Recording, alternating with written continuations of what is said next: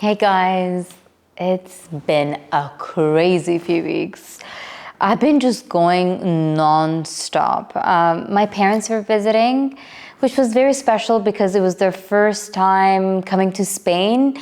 And we spent a few days in Barcelona and then we came to Ibiza. We even squeezed a little trip to Mallorca, which was amazing.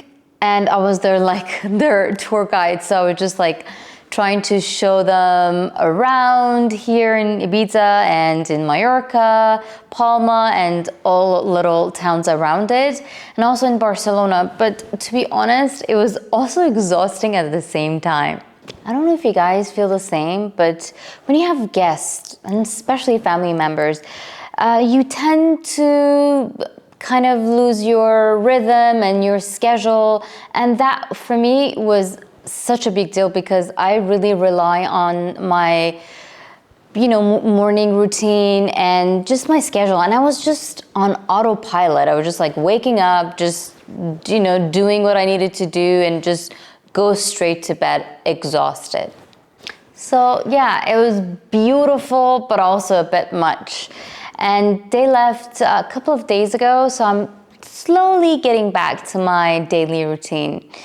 And beside that, Easter is around the corner, and back in Canada, back in Toronto, when we had our cafe, we used to make this hot cross buns around Easter, and they were totally delicious.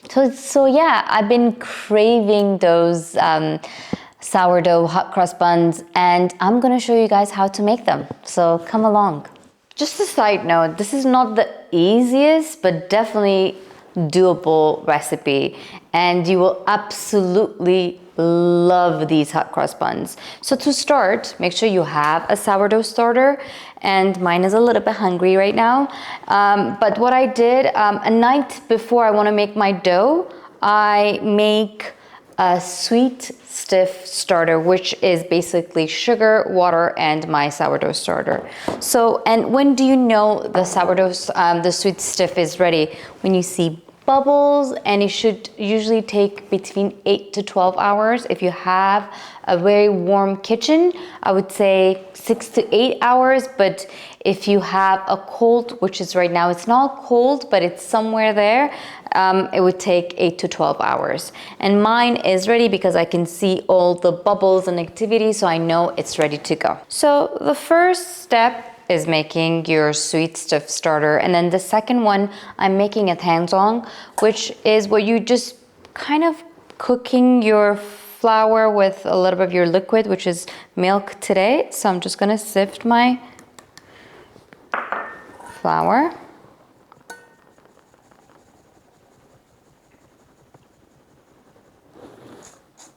Make sure you get everything down there. And then I'm gonna add my milk. I'm just gonna mix it super well, so you don't have any dry flour in there. Just mix it before you start cooking it. And what you're gonna do is you're gonna cook it on your cooktop for 3 to 4 minutes on medium-low heat. All right, medium to low, and we're just gonna continue whisking. You don't wanna stop because you don't wanna burn it, and it's very actually crucial not to stop whisking. So this is the consistency you're looking for. So what I'm gonna do now, I'm gonna transfer this to a shallow bowl, and I'm just gonna quickly cool it down. So I either put it in the fridge or in the freezer. So now, I have here about a cup, less than a cup of raisins. You can use raisin, whatever fruits you want, cranberry, candied oranges, or whatever you like. But I have raisins. And I have also an Earl Grey tea bag in here. I'm just gonna do a few of orange peels, just, for the flavor profile. There we go. Now, here is my raisins. some peeled orange skin and some hot water. Just gonna let it soak for a bit before we start working on our dough. You can also add liquor if you like. Whatever flavor you want. I would love to add some rose water. I just didn't have any. You could totally do that. Or orange blossom water. All right, see you in a bit, baby. Okay, now what we're gonna do, just gonna grab the same pot. I washed it. Now I'm gonna add the rest of my milk. Now here I have some cane brown sugar. You can use white sugar, you can use brown sugar, you can use cane sugar, whatever you have. I just love the flavor of brown sugar. Just I feel like it gives more depth. Now I'm just gonna warm this up around 90 Fahrenheit or so, 90-99. And you can also add your butter into this mixture, but I'm just not gonna because my stand mixer is a bit different. I used to have KitchenAid back in Canada, but here I just switched to this Swedish one. And mine is a little bit tricky. So you have to add liquid first and then add your dry goods. And mine just acts differently. So I'm just gonna add my butter alone. But if you have KitchenAid or whatever, you can totally add your butter to your milk and sugar mixture. I'm just gonna warm this up. So what you're looking for is just you want your sugar to get dissolved. And I think I'm there. So again, at this stage, you can add your butter if you like. But for me, I'm just gonna leave it out.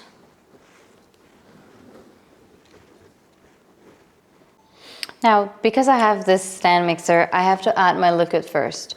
But for you guys, you can just add everything all at once and just give it a good mix. But with me, I'm just gonna add my liquid first. Okay. Just make sure your mixture is cooled down a bit so you're not cooking your egg. Oops. One thing I forgot to mention is just make sure you wrap your Tangzhong before cooling it down because you don't want it to form a skin. So what I'm doing is I added my syrupy mixture and I'm gonna add this and make sure you get everything in there. All right, I'm gonna add my Tangzhong. Now I'm gonna add all my sourdough starter.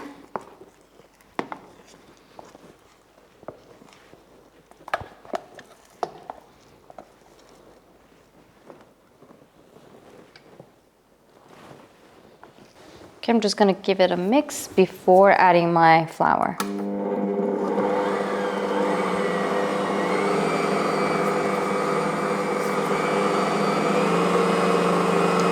We start low and then we go medium. Now here I have salt, cinnamon, cardamom, allspice, nutmeg, and also clove that I'm gonna add to my mixture.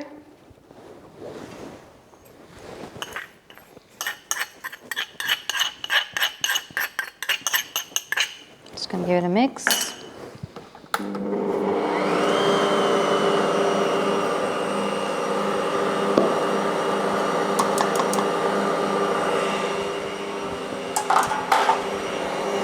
Now as we go, I'm just gonna add my flour a little at a time. Again, you don't need to do this step. You can mix it all together unless you have the same stand mixer as mine.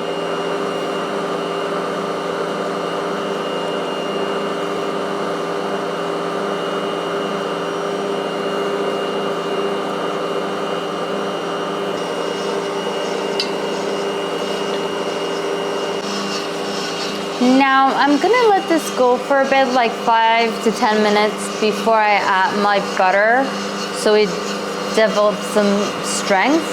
And then I'm just gonna add a little by little.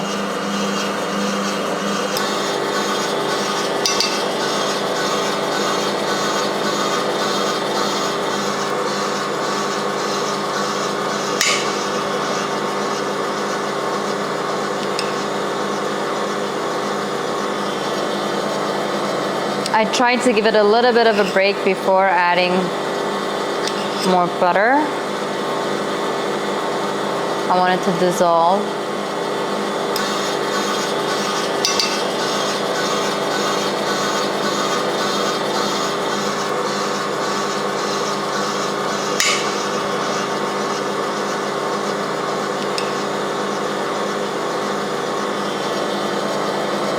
I tried to give it a little bit of a break before adding more butter. I want it to dissolve.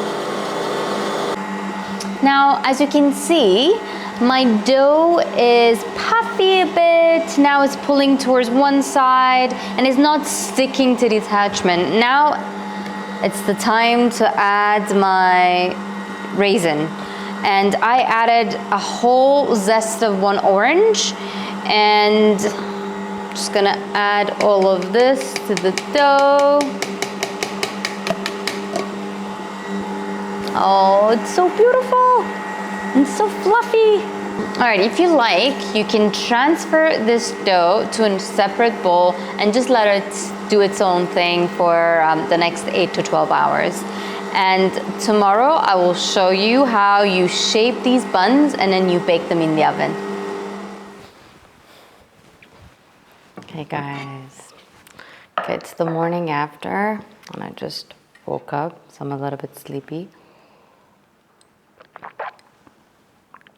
So now, as you can see, our dough just doubled in size. So what I'm gonna do, I'm gonna butter up my baking tray with a good amount of butter.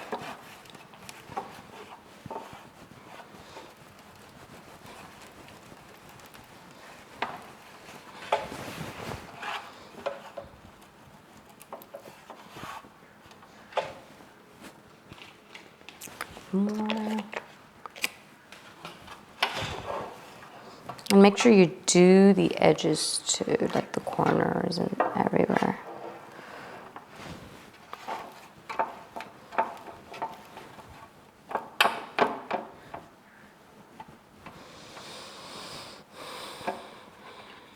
All right. If you like, you can also add parchment paper too. I'm gonna flip my dough.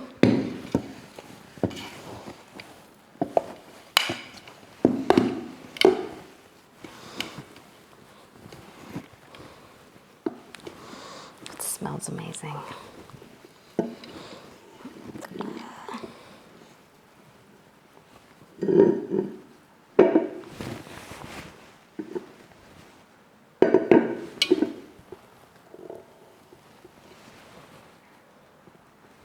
Okay, now I'm gonna measure my dough. It's raining like crazy here. It's like a little storm. So you can measure your buns. Some people do 85, some do 80. It's between 80 to 95 or even 100. I like mine around like 90, 95. So that's what I'm gonna do. Just gonna butter up, oil up my hands a bit because it's easier to work with. It's quite big.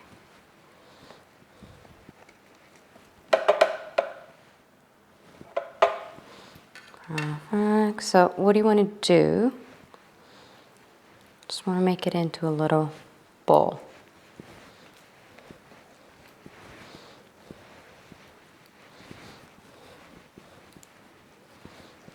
I don't like to use flour because I feel like it changes texture, but I like to use a little bit of oil or butter, just it's easier to work with because it's sticky dough. Okay, and then just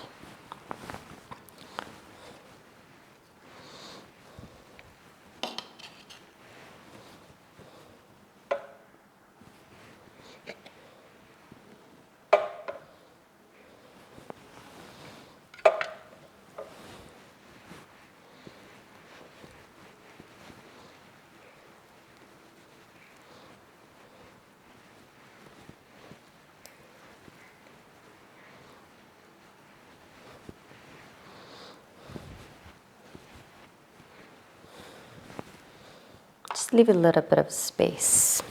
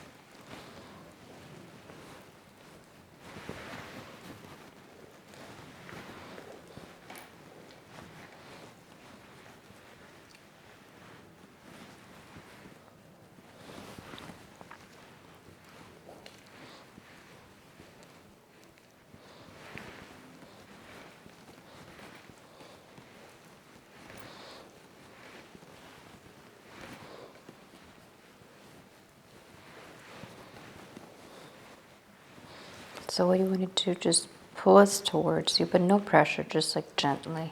And then you can form a little bowl. So again, you can tuck in all the edges and just flip it. Just pull towards you.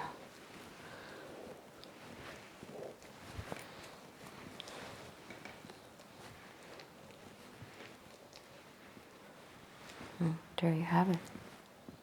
Okay, now I'm gonna let these guys, the beautiful babies, to proof between 2 to 4 hours. You want them, they're not gonna get super big, but they're gonna relax and they're gonna get more puffy. And then we're just gonna bake them after. So.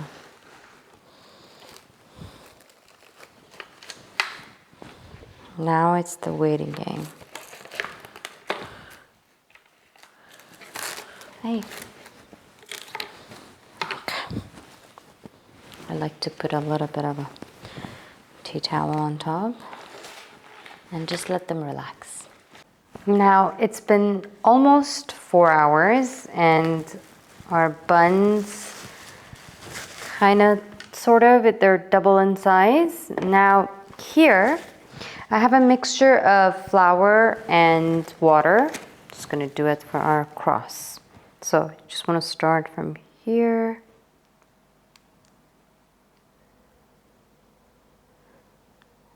If you don't have a piping bag, you can totally use Ziploc. Just make sure the hole is very small.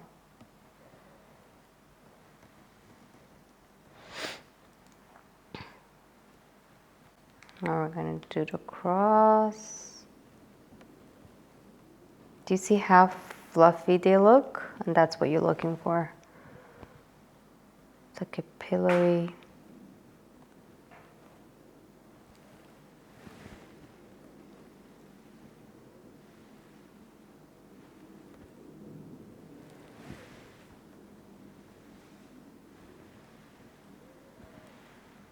Now I preheated my oven and I think it's 200 Celsius or 400 Fahrenheit. And I'm gonna bake these buns 20 minutes or so. So halfway through, I'm just gonna rotate them. If you do have a convection oven, you can totally skip the rotating. But because Laconge mine doesn't have the convection function, I'm just gonna flip it, rotate it halfway through.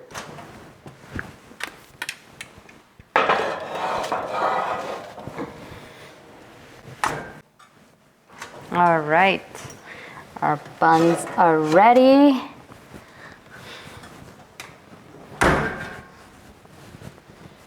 Oh, look at that, it's perfect. Now I saved the juice from my raisin that I was soaking yesterday for the gloss. If you don't have it, you can just use orange juice with some sugar, powdered sugar, but I don't like mine overly sweet, so I'm just gonna just glaze these guys.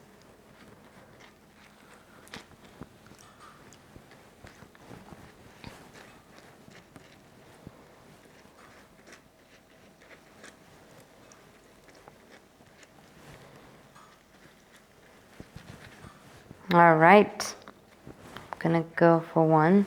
It's super hot.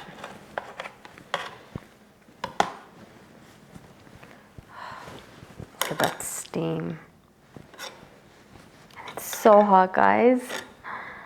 Whew. I like mine with a little bit of butter. The best. It's so good. It's like fluffy, but not really overly sweet, and it's perfect. All right, you guys, I'm gonna go eat my hot cross buns, and I really hope you guys make this recipe because it's so easy and it's so good, and I'm sure your family will love this recipe. Happy Easter.